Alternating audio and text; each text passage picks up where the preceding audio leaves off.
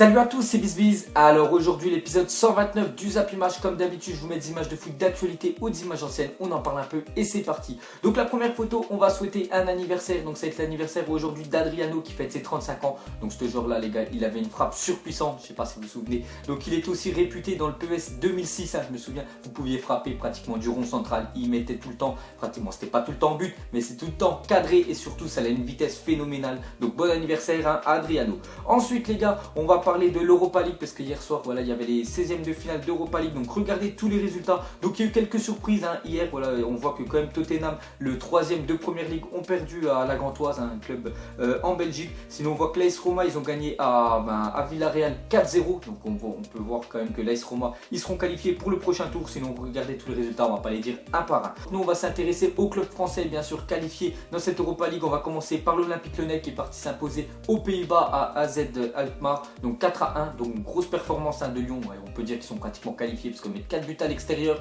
Voilà, tu as une grande chance de qualification pour le prochain tour. Donc un doublé d'Alexandre Lacazette qui n'arrête pas de marquer, c'est vraiment un top buteur. Sinon un but de Ferry, un but de Toussard, donc vraiment grosse performance de Lyon. Après je peux pas vous dire le résumé du match, comme je l'ai dit les gars, j'ai pas vu le match, j'ai plutôt regardé l'autre match. Il s'agissait de Saint-Etienne qui sont partis en Angleterre face à Manchester United. On voit le score 3-0. Après c'est un petit peu dur quand même pour Saint-Etienne, 3-0. C'est vrai que j'ai regardé le match en entier, ils méritaient pas de s'en prendre 3, mais ils méritaient au moins de mettre un but. Après peut-être pas de gagner, voilà, bien sûr peut-être pas de gagner, peut-être de perdre, mais pas se prendre 3-0. C'est vraiment compliqué, 3-0 au match retour, parce qu'il aurait fallu qu'ils mettent au moins un but à l'extérieur pour avoir peut-être une chance de qualification. Que 3-0 c'est vraiment compliqué. Sinon les buts, c'est un triplé de Zlatan. Bon après on peut dire que ces 3 buts sont pratiquement que de la chance. Le premier, un coup franc dévié, la balle elle rentre tout doucement. Le deuxième, je crois que c'est, je sais plus si c'est le penalty, mais après le penalty c'est lui qui l'obtient, il tombe tout seul, on touche à peine, il est déjà tombé Zlatan. Bon bref, on le connaît. Et le troisième en fait, c'est une déviation de Ruffier qui lui arrive plus dans les pieds, il a juste à mettre le pied. Donc n'importe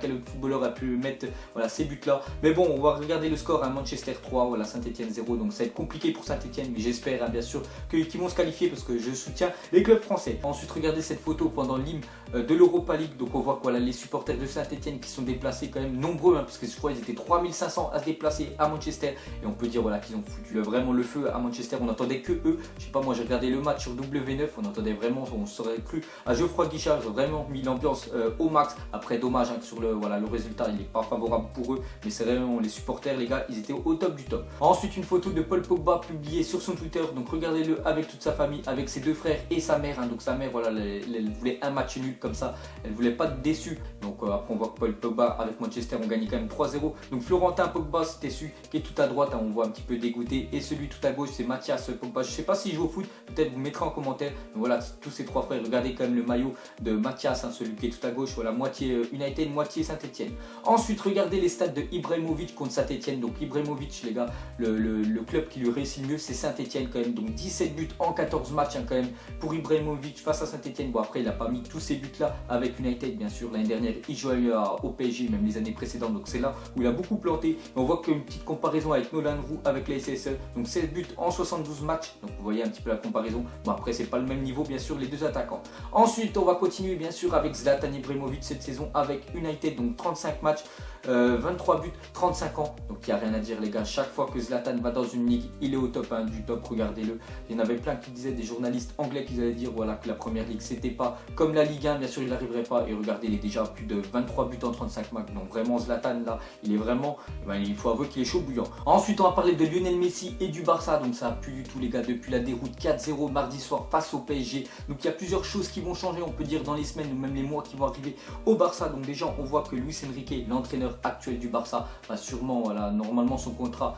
il finit au mois de juin, et je pense pas que le président ou même le staff du Barça vont leur prolonger. Donc lui ça sera fini au mois de juin, le Barça aura un nouvel entraîneur. Et on voit que les cadors du vestiaire et Lionel Messi, donc Messi, on peut dire Piqué, Suarez, Neymar, tous ces genres là, les gars ils ont fait une petite liste noire des joueurs qui n'auraient pas le niveau au Barça. Donc on voit qu'il y aurait Jérémy Mathieu, Lucas Digne, André Gomez, Paco Alcacer et Arda Turan n'auraient pas le niveau pour jouer au Barça. Donc tous ces joueurs là risquent de partir cet été bien sûr du Barça, voilà, donc je sais pas, d'être prêté ou d'être vendu. Donc on voit que tous les départs devront être compensés par des arrivées, ce qui est normal. Donc ils aimeraient déjà la signature d'un meneur de jeu pour prendre la relève d'Andrés Iniesta. Bon, Iniesta, voilà, il est plus en fin de carrière, bien sûr. Bon, il reste toujours vraiment un très bon joueur. Sinon, ils aimeraient un défenseur central pour épauler Piqué, un arrière droit et un attaquant capable, voilà, de soulager efficacement la MSN, bien sûr, Messi, Suarez et Neymar. Et les renforts devront s'inscrire dans le projet du jeu Blaugrana.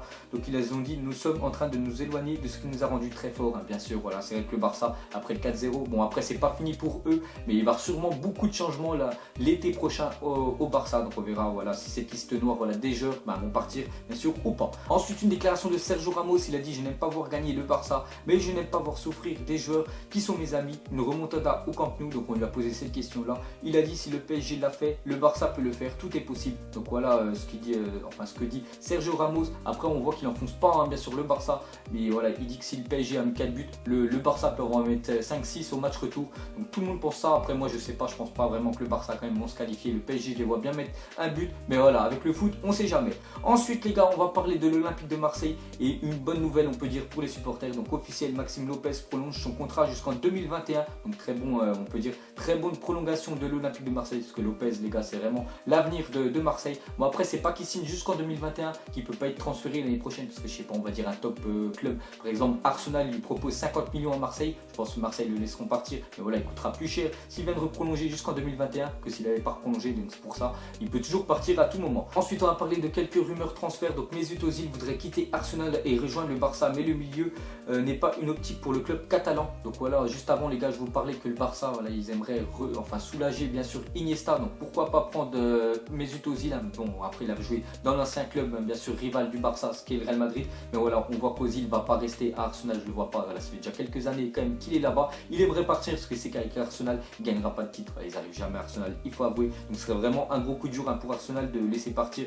Özil, mais bon, s'il veut plus jouer là-bas. Et aussi un autre gros joueur qui aimerait quitter Arsenal, donc c'est Alexis Sanchez, serait déterminé à quitter Arsenal dès cet été. Une mauvaise nouvelle qui a assombri encore un peu plus la semaine des Gunners. Bon là ce serait le gars, le coup de massue quand même pour Arsenal si Alexis Sanchez partirait. Donc il va y avoir beaucoup, je pense, de changements l'été prochain à Arsenal, et je pense même Wenger, voilà, c'est le moment de partir pour lui. Ensuite jeter un coup d'œil au classement UEFA. Donc les deux classements au-dessus c'est sur les 5 dernières années, d'accord, et les deux classements en bas c'est sur cette année. Donc on voit les pays et les clubs. Donc à gauche on voit que la France, voilà, est descendue d'une place, elle était 4e devant l'Italie, et l'Italie, voilà, repasse devant.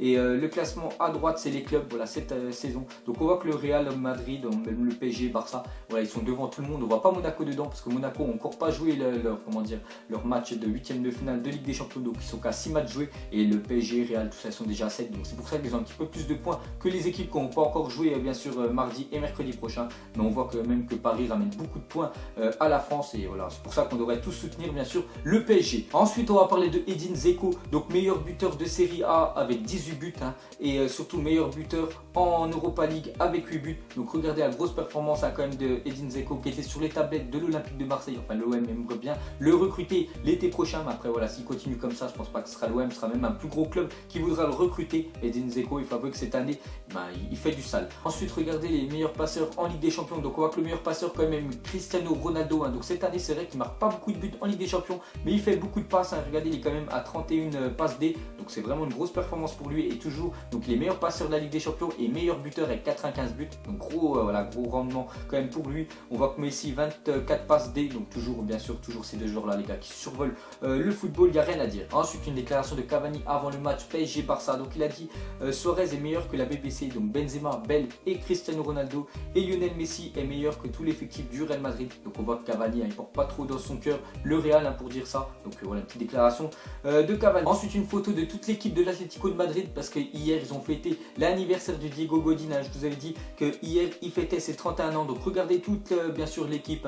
Donc en attendant leur match demain, voilà, parce qu'ils jouent demain à 13h je crois à Malaga, et surtout mardi soir ils se déplacent au Bayer Leverkusen. Donc voilà toute l'équipe qui fête l'anniversaire de Godin. Ensuite une photo d'Antoine Griezmann sur son Snapchat. Donc on voit que c'est marqué que prépare Puma. Donc il a mis son pied gauche. Donc à mon avis ils vont lui préparer une paire de crampons exprès pour lui.